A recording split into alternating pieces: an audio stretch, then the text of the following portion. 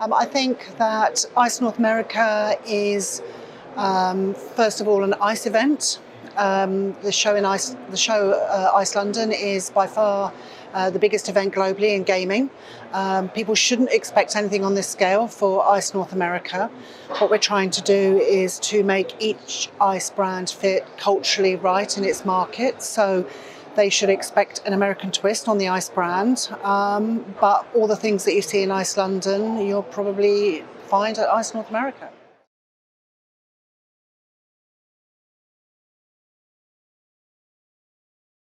I think you're absolutely right. The ice brand is well known for the people that come each year. So we get about just under 40,000 people that engage with the ice brand in London.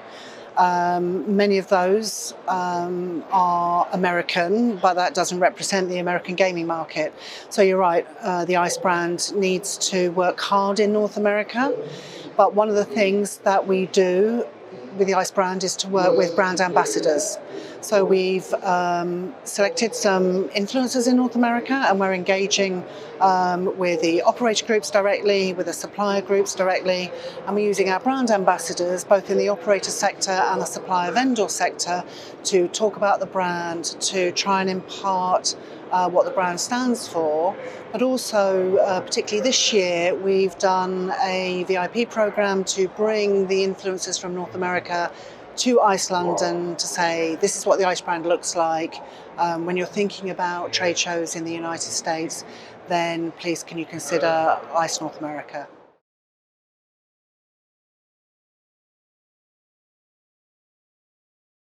If you look at ice in London, about half of the representation on not just on the floor itself in terms of product, but actually in terms of the attendance, half of it is still land-based gaming, and half of it is interactive gaming as a whole. So interactive gaming is iLottery, iAffiliate, mobile gaming, sports betting. So that represents half the show. So when you then look at North America, you look at regulation and what's happening, they're just starting to, they have regulated sports betting, but some states are still trying to find a way to engage with sports betting.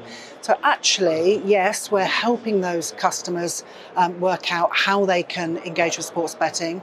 We probably think that once sports betting's then interactive gaming or iGaming will happen in North America at some point in the future.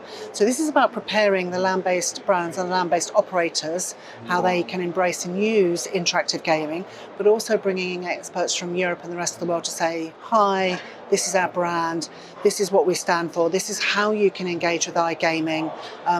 But also there's a lot of plug and play that goes on. So what we're hoping is that we can engage both the land-based sector and the iGaming sector and show them what's available.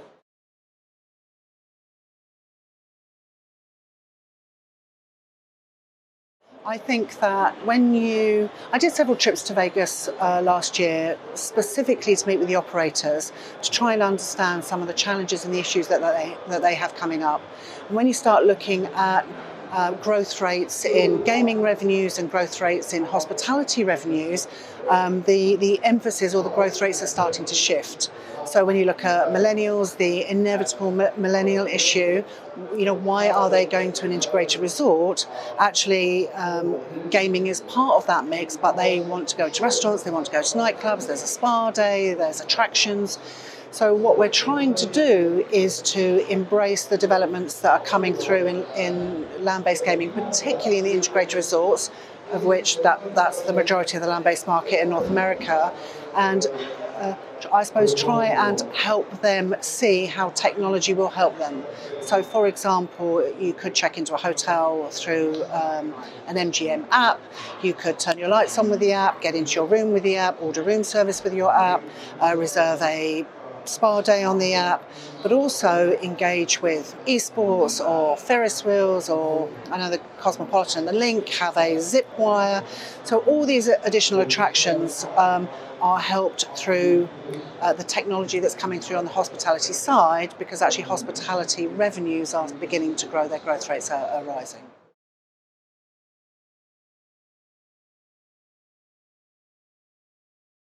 Yeah. And I think we absolutely recognise that, which is why the strapline of ICE North America is future-proof.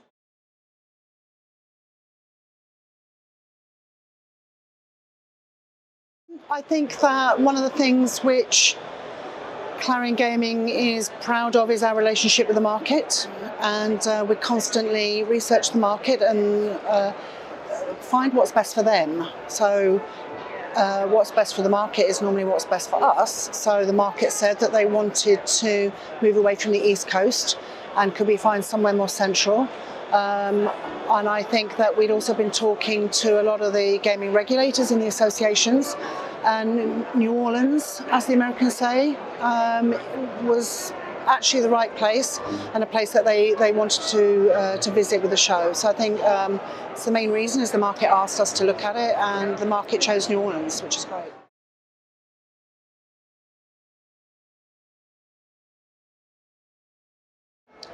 Oh, that's the eternal question. And actually, the only thing that I can say is that we work really hard to have deep relationships within the market. We try and always listen. Can't always do everything that everybody wants us to do. But the one thing that I can promise the industry is that Clarion Gaming cares, and we have a passion for what we do. We always tell the truth, we're honest, and you can rely on us to do the right thing. And I think that if you're trying to choose trade shows, then you should choose a partner in those trade shows. It's not a transaction for us, it's a true partnership. So you have to allow the companies and the attendees to choose for themselves. I'd like to think that they would choose us as a partner rather than just a monetary transaction and buy square meters or square feet off us. That's the difference, and that's, I suppose, ultimately the reason why I would love for them to choose us, Clarion Gaming, and the events that we run.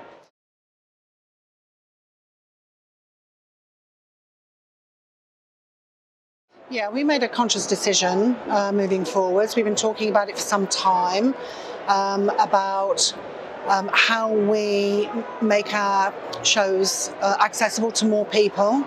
It's all very well saying for the industry, by the industry, like a lot of people do, but actually the industry is desperate for information, desperate for learning. They want to improve their businesses, they want to make sure they comply with regulation, and actually making the content free across all our portals. That's not just trade shows, that's also magazines and websites as well.